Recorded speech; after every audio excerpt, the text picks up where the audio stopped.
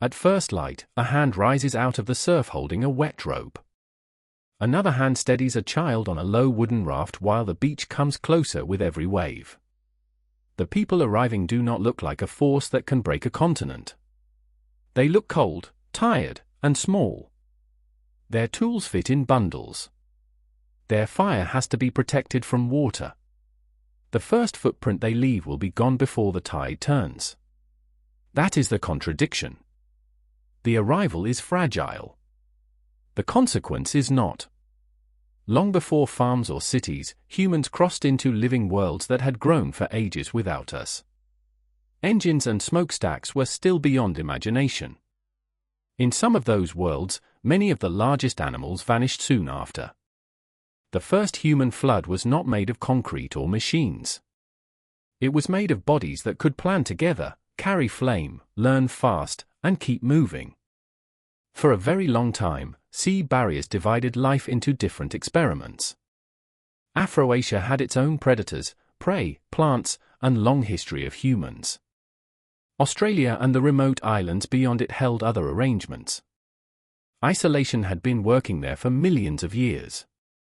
Then people crossed the water. We do not have a diary from that voyage. We do not have the first raft pulled intact from the sea floor. Ancient shorelines have shifted and drowned. But the threshold matters even without a transcript. A creature shaped on land entered a new ecological world by building a solution outside its own body. No flippers appeared. No new teeth arrived. Skill did the crossing. On the far side was a continent full of animals that made ordinary scale feel strange. A giant kangaroo could stand over a person. A diprotodon could move through the landscape with the mass of a small vehicle. They were not monsters waiting for a fight. They were animals inside a system that had not rehearsed this new danger. Humans do not announce threat the way a large cat does. At a glance, a person can look unimpressive. No claws. No crushing jaw. No sprint that explains the fear. The danger is elsewhere. It is in the shared plan before the hunt. It is in the stone edge kept sharp. It is in a route remembered. It is in a fire that changes where animals feed tomorrow. That makes a new human arrival hard to read. Large animals are especially vulnerable to that mistake. They take time to grow. They reproduce slowly. They cannot replace losses at the speed a small animal can. So the arithmetic does not require a slaughter every day. A few repeated deaths can bend a population downward. If births cannot catch up, the last animal may die long after the first hunt looked ordinary. This is one reason the shore scene matters. A group can arrive looking exposed and still carry a predator no ecosystem has met in that form before. In Australia, the losses were immense. Many giant animals disappear from the record after humans enter the story. The evidence is powerful. It is also uneven. Bones do not preserve every death. Ash does not explain every fire. A date on a fossil can sharpen a question without answering every cause. That matters because the argument is contested.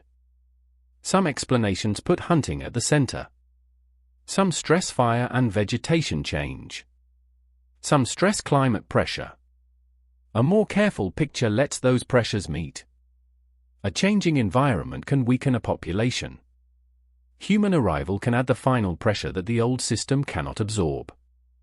The uncertainty does not make the pattern harmless. It makes the mechanism harder to reduce to a slogan. Look at an evidence table.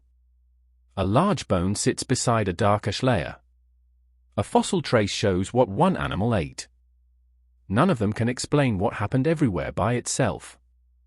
Together they change the old picture of harmless wandering. Fire makes that change visible. A flame is tiny in the hand. On land, it becomes policy. Burning can open a thicket. It can create easier movement. It can draw some game toward fresh growth and push other life away. It can favor plants that recover well after heat while punishing plants that do not. That does not mean every old fire was a deliberate continental design. It means human survival could alter habitat even when no one imagined a continent-wide result. There is no factory in this scene. There is a person choosing where flame goes next. That choice belongs beside hunting and climate in the argument about human power. It is not industrial power yet. It is portable power. And once people can move that power across ecological thresholds, one continent is not the whole story. North of the familiar world, another crossing demanded a different invention. Cold itself became an enemy. Clothing had to trap heat. Needles had to turn skins into something that could survive wind. Hunting had to work where winter could erase the margin for error. Then humans moved through the far north and into the Americas. The route and timing remain subjects of research. The larger fact is still startling. People adapted to ice and forest in a short span. Then they adapted to grassland, mountain, desert, and wet tropical worlds. That adaptability is beautiful when we watch the human body solve danger. It is ominous when we watch what followed. The Americas held mammoths and mastodons. They held giant ground sloths and other large animals now absent from ordinary imagination. Many disappeared after the human presence spread through those landscapes. Again, climate belongs in the frame. Again, human pressure belongs there too. The flood is not one voyage. It is a species carrying solutions into places where those solutions rearrange life. Islands make the pattern harder to ignore. On an island, arrival can be late enough and the ecological change sharp enough that the before and after stand close together. New Zealand offers that kind of clarity. Large flightless birds survived without people for a very long time. After humans arrived, they did not last long. The scene is almost quiet. A bird that has no good reason to fear the figure walking toward it does not need to be stupid. It needs only to be adapted to a world where that figure was never part of the test. Then a landing becomes a pressure. A meal becomes a sequence. A sequence becomes absence. The same broad warning appears again and again in isolated places. Ecological innocence is not a shield against a newcomer who learns quickly. It is tempting to divide human history into two moral ages. First, the age of closeness to nature. Then, the age of damage. That division is too comforting. The damage changed scale with fields, ships, industry, and global markets. But the ability to damage began earlier.